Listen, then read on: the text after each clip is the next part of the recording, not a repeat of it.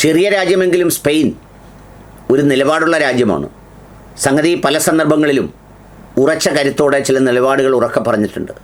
2024 എല്ലാ തരത്തിലുള്ള വിരട്ടുകളും അതിജീവിച്ച് അതിന് പുല്ലുവില നൽകി ഫലസ്തീനെ ഒരു രാജ്യമായി അംഗീകരിച്ചത് സ്പെയിനാണ്. ഇപ്പോൾ ഇറാഖിൽ അമേരിക്ക അധിനിവേശം നടത്തുമ്പോൾ തങ്ങളുടെ വ്യോമപാതയ്ക്കകത്തുകൂടി കടക്കരുത് എന്ന് പറയാൻ കുഴിമന്തി രാജാക്കന്മാർ പോലും എല്ലാം അനുവദിച്ചപ്പോൾ അത് അനുവദിക്കില്ല എന്ന് പറയാൻ ധൈര്യം കാണിച്ച രാജ്യത്തിൻ്റെ പേരാണ് സ്പെയിൻ.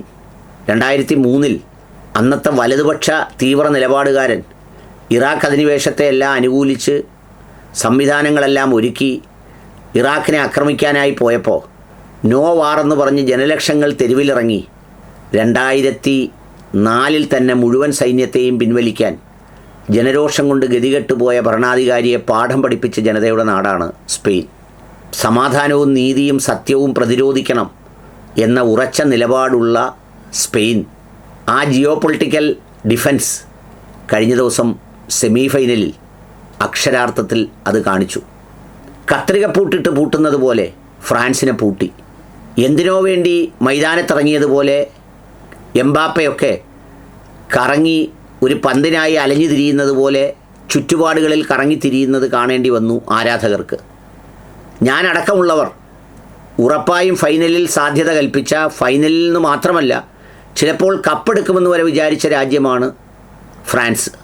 കഴിഞ്ഞ തവണ ഖത്തറിൽ പോയി ഞാനും സുഹൃത്തും നേരിട്ട് കണ്ട ഫൈനൽ മത്സരത്തിൽ ഉദ്യോഗജനകമായ നിമിഷങ്ങളിൽ രണ്ട് വിങ്ങുകളിലൂടെയും മാറിയും തിരിഞ്ഞും മുന്നേറുന്ന എംബാപ്പയുടെ മിന്നൽ പിണറുകളും വേഗതയുള്ള ചടുലമായ നീക്കങ്ങളുടെയുമൊക്കെ ഒരു ഓർമ്മകളിലാണ് അർദ്ധരാത്രി ക്ഷീണമുണ്ടെങ്കിലും ഉറക്കമൊഴിഞ്ഞിരുന്ന് നോക്കിയിരുന്നത്. പക്ഷേ നോക്കിയിരുന്നത് മാത്രം മിച്ചം. സംഗതി മണിച്ചിത്രത്താഴിട്ട് പൂട്ടുന്നത് പോലെ പൂട്ടിക്കളഞ്ഞു. ഒരുപക്ഷേ ഈ ലോകകപ്പിലെ ഒരു പെർഫെക്റ്റ് കളിയാണ് സ്പെയിൻ കളിച്ചത്. ആക്ഷേപമൊക്കെ ഉണ്ട്, പെനാൽറ്റി കൊടുത്തത് ശരിയായില്ല എന്നൊക്കെ പറഞ്ഞിട്ട്. ടിക്കി ടാക്ക എന്ന് പറയുന്ന കുറിയ പാസുകളുടെ ഒരു മനോഹരമായ കേളി ശൈലിയാണ് സ്പെയിൻ പിന്തുടരുന്നതെങ്കിലും ആവശ്യാനുസരം ഒരുപാട് മാറ്റങ്ങൾ വരുത്തി മുന്നോട്ടുള്ള മത്സരങ്ങൾ പുരോഗമിക്കും തോറും അതിൻ്റെ ഒരു ഫോമും കെട്ടുറപ്പും ഭംഗിയാക്കിയ നിലയിലാണ് സ്പെയിൻ ഇപ്പോൾ ഉള്ളത്. 2008, 2009, 2010 കാലഘട്ടമൊക്കെ ആയിരുന്നു അവരുടെ സുവർണ കാലഘട്ടം. ലോകകപ്പ് നേടി. അതുകൂടാതെ യൂറോ കപ്പിലെ ഒരു പ്രധാനപ്പെട്ട തലയെടുപ്പുള്ള രാജ്യമാണ് സ്പെയിൻ. പിന്നെ ക്ലബ്ബ് ഫുട്ബോൾ ഇത്രയും മാസ്മരികമായ പ്രാധാന്യത്തോടെ നൽകി ഒരുപാട് ലോകോത്തര കളിക്കാരെ വളർത്തിയെടുക്കുന്നതിന് കളമൊരുക്കിയ സ്പെയിൻ 2010 ശേഷമാണ് ഇപ്പോൾ സെമിയിൽ അർജൻറ്റീന ഇംഗ്ലണ്ട് മത്സരത്തിൽ വിജയികളാകുന്നവരെ നേരിടാൻ പോകുന്നത്.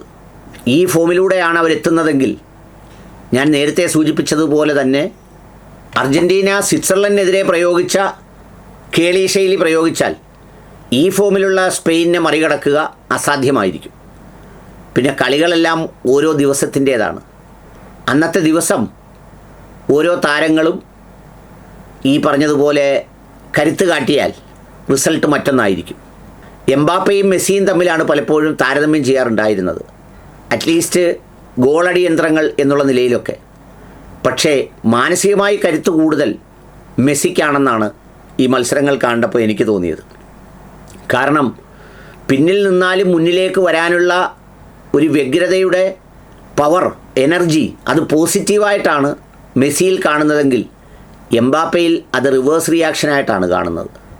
ഒരുതരം അസ്ത്രപ്രജ്ഞനായി അങ്ങ് നിൽക്കുന്ന ഒരു ഭാവത്തിൽ.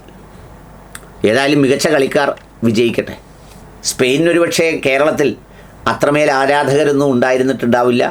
ആരും ഇത്തരമൊരു സെമി ഫൈനലിലേക്കെങ്കിലും എത്തിച്ചേരുമെന്നൊരു പ്രതീക്ഷയും സ്പെയിനിനെക്കുറിച്ച് ആരും കരുതിയിരുന്നുമില്ല.